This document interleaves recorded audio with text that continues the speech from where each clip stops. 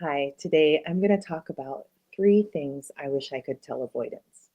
And these are three things are just so important to me that you know about yourself and your healing journey that I wanted to make a video about this to help. Um, there's lots of rumors out here that avoidants don't do their healing work. And I don't think that's true. And I also think it's hard for avoidants to be supported in their healing work for several reasons, some of which I'm going to discuss today.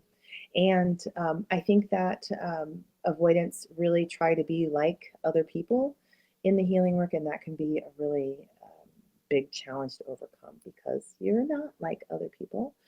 You are, but the attachment style is very different, and it requires a unique strategy. So, the more you understand what's happening inside, the better you can respond to it, and that's really what I want to help you understand today. Okay. My name is Rachel McLeod. I'm a mental health therapist and an emotional wellness coach, and I specialize in helping people do the brain work for resolving symptoms of anxiety, depression, and traumatic stress. I really have a specialization in complex PTSD recovery, and I specialize in the brain work for this because the brain has a really beautiful process for resolving symptoms of anxiety, depression, and traumatic stress, resolving complex PTSD symptoms and challenges, and really helping people build health and wellness, high levels, higher functioning, um, so many wonderful outcomes. The brain does this; it's supposed to. And that process can get blocked or stopped. And when that does, then we won't see the resolution of anxiety, depression, and traumatic stress symptoms. We will see them grow. We will see them, the person do respond to them in many, many different ways, including suppressing, avoiding, which is one of the things we're going to be talking about today, and fight, flight, freeze, faint, or fawning about the symptoms and just their own emotional energy. And so these are signs that this process is not running well. They are not signs that this is a bad person. This is not signs that they're selfish. They only care about themselves, or they all they do is be anxious all the time. It actually is a sign that this process, this natural brain process, is not running.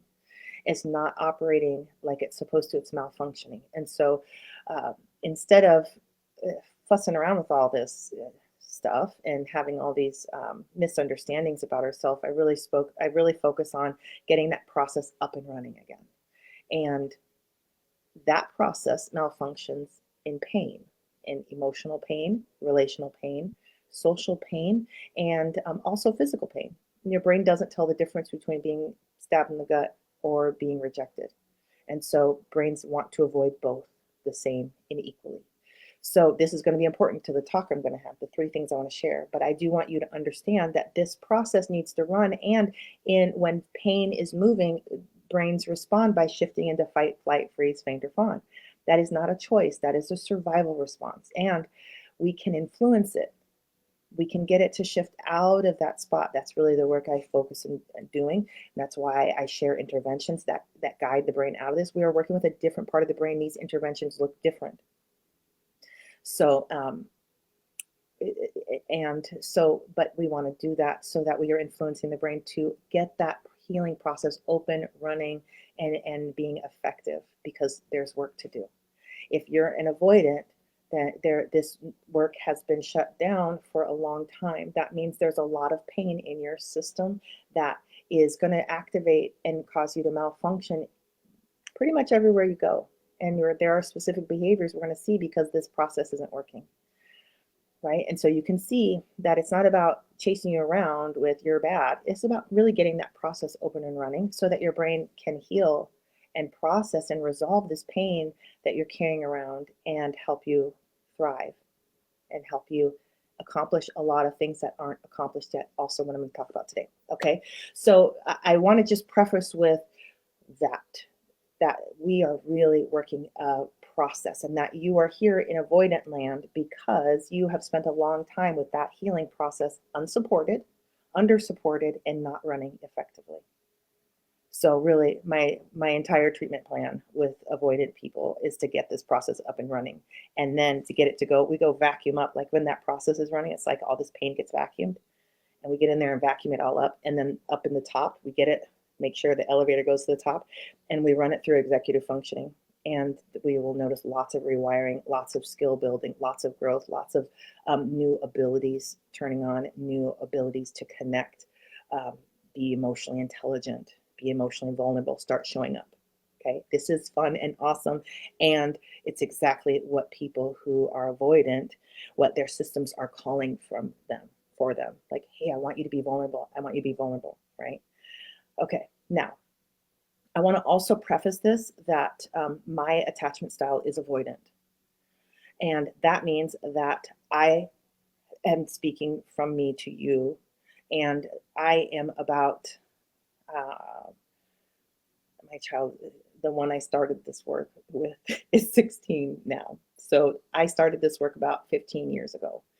Um, my work on myself takes me a lot longer because I don't know what I'm doing, right? I'm in there for the first time, and I'm trying to figure it out.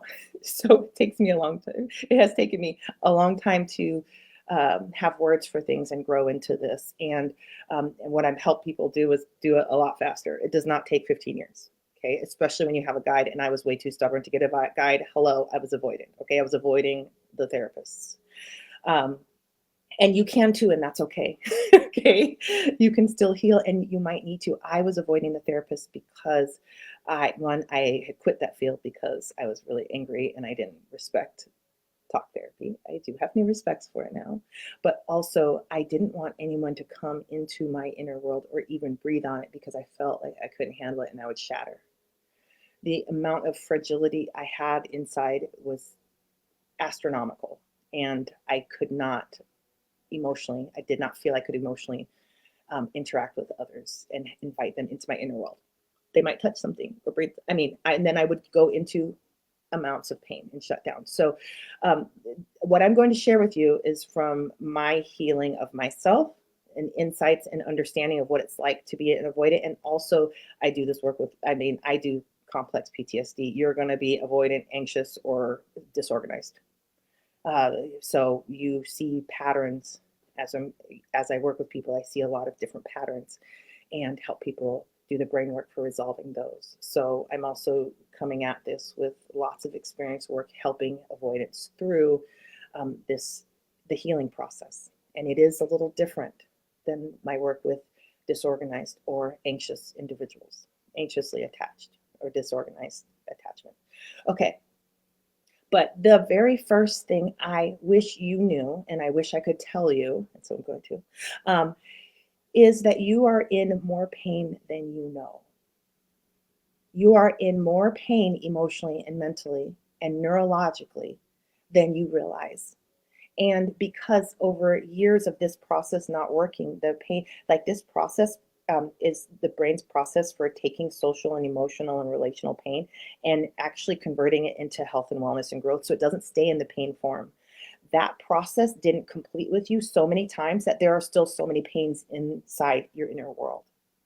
And when you learn the trick that if you just avoid it, you can keep going on with your life, we do that and then we start getting practice doing that. And then we get better and better and better and better and phenomenally awesome at avoiding our life and our inner world. And this can look like lots of things. Many of us are very high functioning, and we are the healers and helpers in the world because we can fix almost anything as long as it's not inside of ourselves.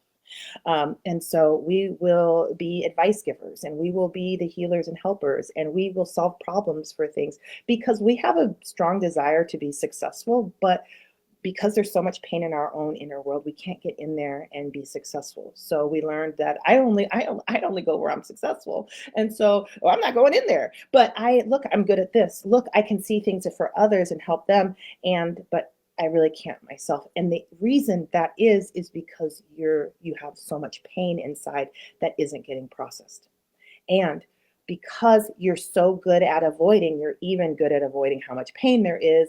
And so you're very disconnected from what's going on inside of you. And um, you might be having people say, wow, you look really stressed. And you're like, what are you talking about? I'm not stressed, I'm happy. Or you sound really angry. What are you talking about? I'm really angry. I'm fine. You couldn't recognize how much pain you are in if we asked and begged and pleaded and chased you around showing you a mirror, which many people in your life are probably doing, which I'm sorry that's happening. And I'm not sorry, it's part of the dynamic. And it's actually kind of helpful, but it's kind of dysfunctional and it's kind of harmful. And I want you out of that dynamic as soon as possible. I don't want these people chasing you around. And the key to that is jumping in your inner world and processing. Okay, let me say that differently because that's totally not attractive to an avoidant. Okay, let me tell you this. Don't jump in there, but stand out and start processing. Get your processor up and running. And really what I would tell you is that your brain's healing process malfunctions in the presence of pain. And the survival system receives the pain and starts shifting into fight, flight, freeze, faint, or fawn. There are things that people do, and if you had come from a healthy family system, and we're talking attachment wounds, so I know you have not, your family had challenges with bonding and connecting deeply and forming those relationships that would have had you created a secure attachment for you.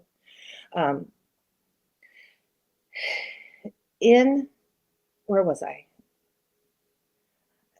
A moment. I'm going to hook my brain up here.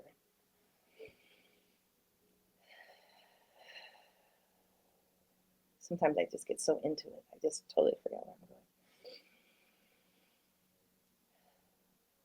Okay, so, but there are things that brains will do, people will do to a mind-body system that shift that their survival system, it's a safety signal, and it has to come through the body.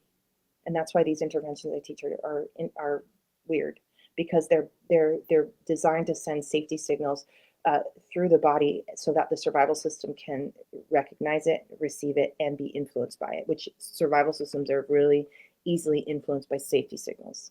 And so the more safety signaling there is, the more healing that's going to get done, because the brain has the support to stay in that healing and processing mode. And so that's how we get your brain processing. That's how we get your healing team on these things and get that pain processed. Okay, so there's interventions for this. I teach three of my favorite interventions for this in my program, Interventions for Inner World Transformation. This is a free program. You get to jump in, try some interventions, and see what you notice. You do not have to approach your pain yet. I'm going to talk about that in part. And then the third thing I want to tell you. And I don't want you to, because I know how much pain is in your inner world. So I don't want you to go there yet. We're not going to get a badge of honor by going and forcing your survival system in places it doesn't want to go, and places that skyrocket pain levels inside of you and shut you down and shift you into fight, flight, freeze, faint, or fawn. I don't want you doing something that you're going to fail at. I want when we start going with pain, we're going to make it small enough that you're going to watch your brain be very successful with it. And then we're going to rep that out. And then we're going to watch your brain get bigger and better at it. And not bigger, but we're going to watch your brain get better at this process. And then we're going to be able to give it bigger and bigger chunks. And it's going to start catching up. It's going to get better and better at this. And you're going to be more confident with your pain levels. You're going to be more confident in your inner world, but we're still not going in very deep. Because it's dangerous to jump in there with an avoidant and go into the places they're not ready to go into. We can really do so much more harm. That's why it's so painful for me to watch all your partners chasing you around, because I'm like, they have no idea the torture they are providing you. But I also know they have to do it because they need to cause you enough pain to get you to get in your inner world and start healing, because you will avoid this for a lifetime. You will avoid your inner work for a lifetime, because it's an operation of your survival system. You don't get control of that unless you do.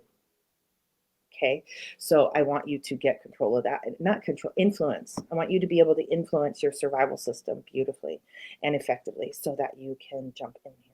Okay, but I want you to understand you're in more pain than you realize, and there are reasons based on your setup that you aren't aware that you're in so much pain. I remember my chiropractor telling me, your adrenals are saying that you are really stressed out. And I'm like, I remember that. And I remember later being like, oh my gosh, what the heck? As you begin connecting with things like exhaustion and fatigue and pain, you realize why you stayed disconnected from them. Okay, well, it was easier that way, or it had the immediate results were there, or I don't like this feeling. I don't like knowing all of these things, and so it takes a bit of time to um, want to be connected. And that's like a fourth point. It takes some time to want to be connected, but that occurs naturally when the processor is processing. It's just a desire and a craving that comes up. Okay, that's a whole other video. The second thing I want you to know is that you are more undeveloped and un and developmentally delayed than you realize. And I say that gently and kindly and as if it is the keys to some kingdom, keys to the treasure location, the treasure box. Many of the reasons why you're not having the success in your relationships, in your goals, in your life is actually because you are developmentally delayed and you're undeveloped. You're underdeveloped, and more so than you realize. Um, Yeah, I want to give some examples because this is often the setup of my high performers. The high performers that and I want to say many high performers, but I reserve judgment until I see you. So, but the pattern is high performers are like this, and they give an appearance of security, stability, clarity. They give the appearance of success, and there's even a little bit of judgmentalism and rigidity of thinking and all these things. And it's like that because if there was a wobble, they would fall into their inner world and combust in pain. And so it's like a hard shell on the outside because we can't risk cracks that go into the inside because of how much pain is in there. As the pain processes and starts healing, the brain realizes that, oh, we don't need this hard shell. Why don't we take this down a little bit? And things start to get softer and more flexible and adaptive, and there's more opportunities for a real deep connection. And that's fun and exciting, and then people really want to get to work. Okay, but we don't disturb that shell, and there are many people chasing around with that hammer to break that shell. Um, I'm sorry. Um, but we don't disturb therapeutically, we don't disturb that. We get processing going, we get pain processed, and then your brain starts taking this down. But because this shell is here and it prevents you from practicing some really important skills like emotion processing, right? And let's break that down a little bit. Shame processing, guilt processing, worry processing. I find that avoidants aren't good at those things. Neurologically, they're not successful because they can't practice it because they won't touch the thing, right? We're avoiding it, so we're not getting healthy practice, and that's creating lack of development. That's creating a lack of skill, lack of growth, lack of insight, lack of awareness, lack of development, and lack of function. And avoidants aren't going to a place because they unconsciously know that they are undeveloped there and they don't have healthy function there and that they don't know how to function and that it will go bad. And so believe them. And if you have one that's also healing and processing, you know that you just wait a little bit. They'll get it together. They'll resolve that thing, and then we'll come back. We'll connect, and we'll grow, and we'll talk very intimately about it, and it'll be awesome. But but if you're working with somebody who won't do their healing work, it's very hard to be in relationship with somebody who's so undeveloped and who's so developmentally delayed. Okay. The other things that you are lacking development in is healthy communication because you're avoiding it and you won't practice. That makes things difficult. Also, you're delayed in conflict resolution, right? Because this is a more complex skill. It involves communication and emotion processing and regulation, high levels of emotional intelligence, and practice. All things that you're not practicing. You're coming to relationships and you're not ready because you haven't been practicing. Now, the good news to this is that brains can fire and wire this all the time. You can watch yourself grow in communication skills, emotion processing skills in weeks and months, not years and decades. This is something that your relationship will require from you at some time. Your business, your goals, your life, your children, they're going to require emotional growth. They're going to require your development, and you can say yes to this. And there's a process for it. Um, and I would even go to say that the healthier the family system, the healthier the business, the healthier, the more juicy and satisfactory life is, it means that you could resolve conflict well, that you were phenomenal at conflict resolution, which means you've practiced healthy conflict and effective conflict resolution skills. And if you're an avoidant, chances are you have avoided that, because you would then kick up internal processes that don't work and that cause pain and racing thoughts and panic attacks and shut down a lot of times.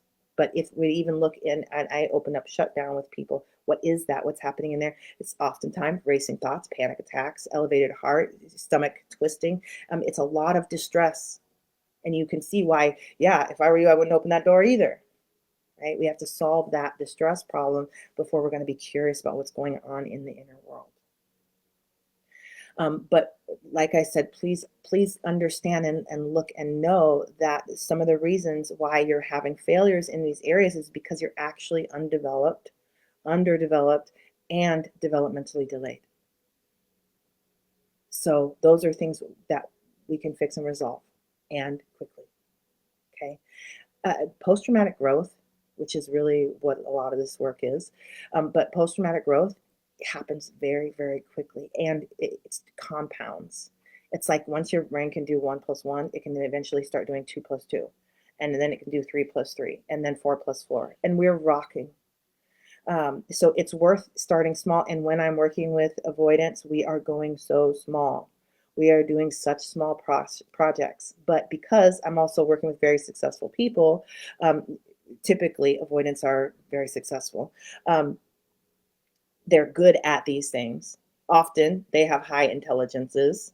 Um, they learn this step, and then they're like, oh, okay, what if I do this? And you'll watch them just take right off, and they'll get super, super good at this, um, if they want it, right? And if you're somebody who's anxiously attached, married to an avoidant, it might not look like they want it, and maybe they don't. I don't know who your person is, and avoidant, I don't know who you are.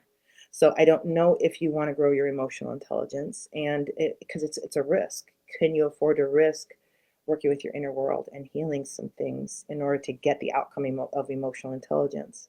That's really the question. So, and it's a personal decision, and it's a completely valid life experience, apparently, to walk around with low emotional intelligence. So you get to do that. It's free will. I am hopeful that you do this work because it feels so awesome, and it's so nice to not be so full of pain and reactive to pain. And it's like all you do all day long, it's just pain. You have no idea. Like when we break this thing down, you can't imagine how reactive to pain you are, right? And you're anxious of partners and cohorts, and it's like probably you're like, wow, that's crazy. You got the same thing going on. It just looks differently. It looks different. Okay. The third thing I want you to know is that the victory is in stepping towards. The victory doesn't have to be running towards. It doesn't have to be hopscotching for. It's just a step. And every successful step you get, which it might take you a little while to be successful at the first step, which it can be super tiny. These are things I teach different strategies, and the very first one I'm teaching is to break down a stressful thing into little parts and take one of the little parts and move it through. And brains will naturally break it down to the level they can work on it and process it, but it can be super small. Your brain will show you guys work together, and your brain says, this is what I need processed, and you say, okay, well, let's break that down a little bit and let's go. But it's in stepping towards. Every time you step towards, you That's where the win is. And it takes a lot of courage to step forward because we're asking you to go towards pain, neurological pain, the kind of pain like you're nervous, your survival system can make you feel like you're choking, drowning, being suffocated, on the verge of death at any moment. That's no light matter. I don't care what anybody says. Oh, it's not that big of a deal. I don't believe that at all. And perhaps because I'm on the avoidance side of things and pain is pain. And I have low pain tolerance, apparently. I'm not here for it. So, let me hear you, let me tell you that this processing is a big deal because I don't know if the pain hadn't been removed, if I would have gone forward, right? I am evidence that the processing actually resolves pain because I wouldn't go forward if there was pain.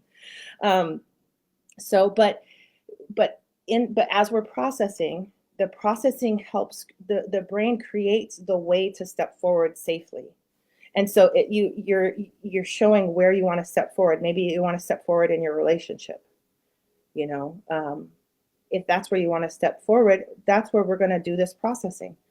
And you're going to process it, and your brain's going to build a way to step forward. And then you're going to take that step. And you will watch what happens when you are stepping towards. Most of us have spent our life running from, avoiding. Oh, you're going to come over here. Let me go over here. You're going to go over there. Let me come back over here. Right? So that pattern is so ingrained. It's so instinctual and natural. It happens even without us thinking. It's an unconscious program. That's really, really good. We've practiced it so much. Right? To get the brain to shift momentum and go the other direction is a whole new build. We are getting the brain to build us something new. And once it can build that thing one time, it can do it again. And we're building and we're building. Might take us a little while. You know, maybe this one wasn't as easy as that one, or maybe this one's a little bit different. And then boom, we can take the next step. We can do that 2 times. The brain's getting evidence. It's comparing data. It's doing all kinds of things for us. Then we're working on taking that next step in some direction. And we take that step and our brain is figuring it out. And next thing you know, we're rehabilitating our brain's ability to make us a way to step forward instead of avoiding, running, shutting down. And this is the work. But there's so many dynamics I want you to see in your life that happen if you step forward. Not because anybody made you, but because your executive functioning said, oh, excuse me, wait, I think we should step in towards this. And so, which is the opposite, right? And so, but you're going to watch so many things happen. You're going to watch your anxious partner like, huh? This was intimate. Oh my gosh, I feel the connection. You're going to watch things stop on a dime and shift every time you take a step. And for me, that took so much courage. I had to like physically make courage. That's brains take fear and get it converted. And when brains convert fear, brains make courage, hope, and new beginnings.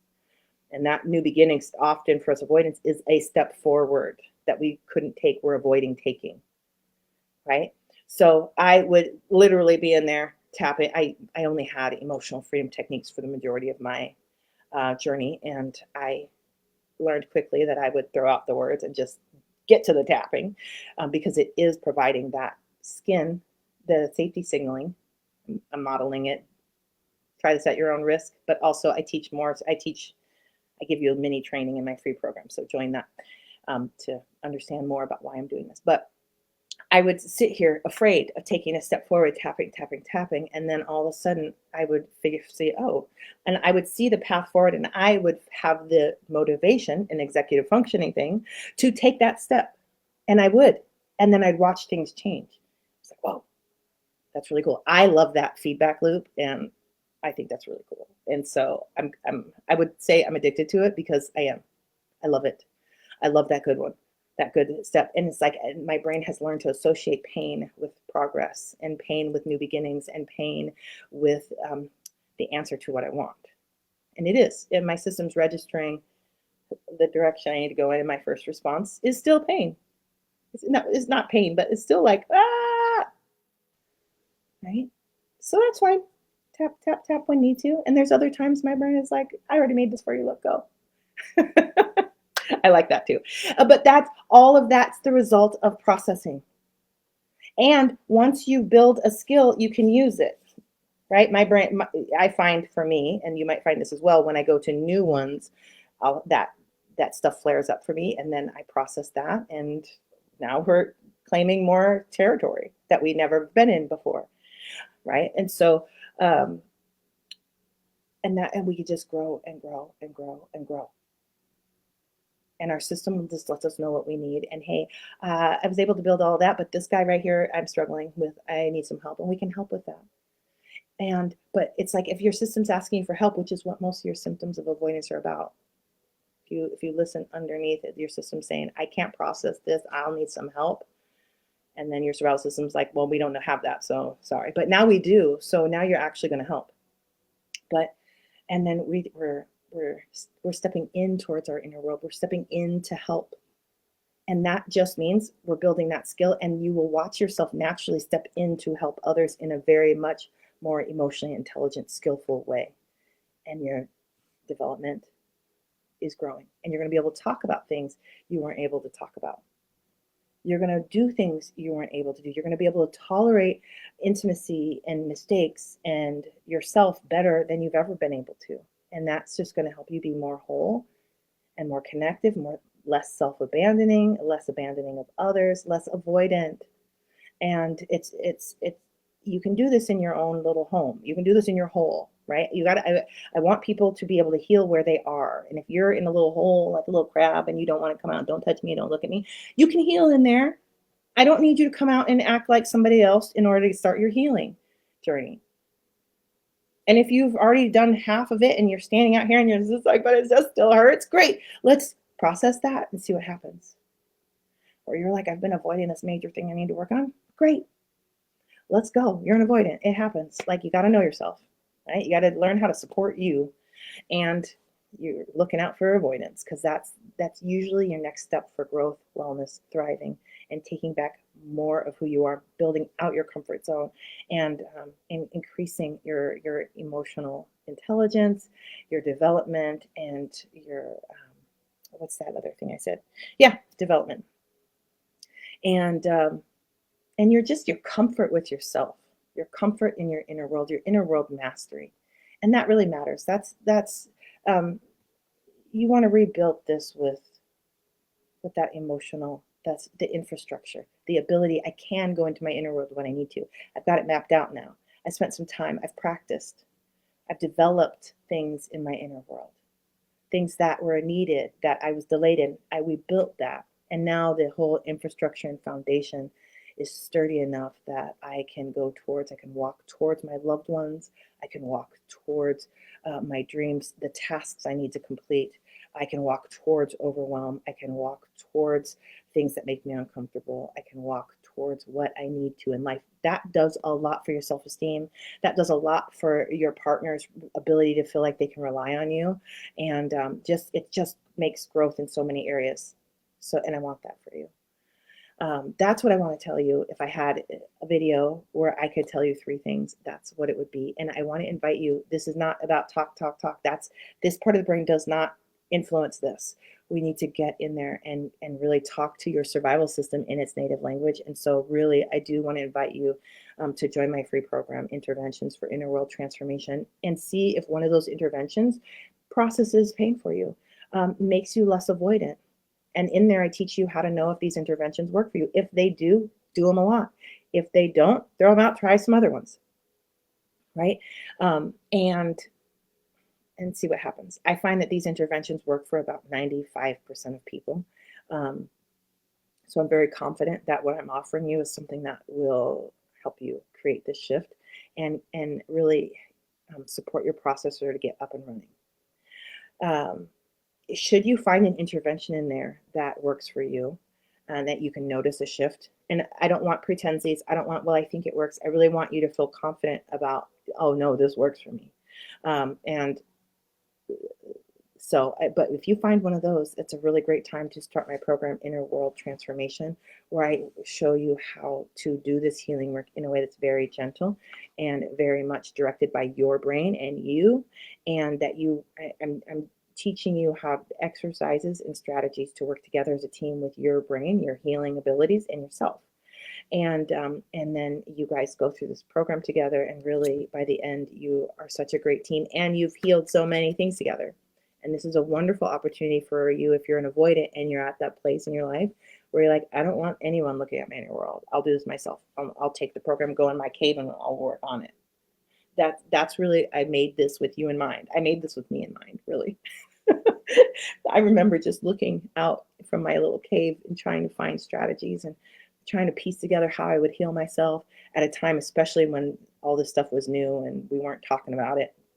It's really hard, but I found what I needed, and then I really started working with people because I was like, "Will this work with them the way it's worked with me?" And then it did, and then I really saw what we needed in what order, and how to get to these bigger tasks and skills and brain functions and be able to build these things.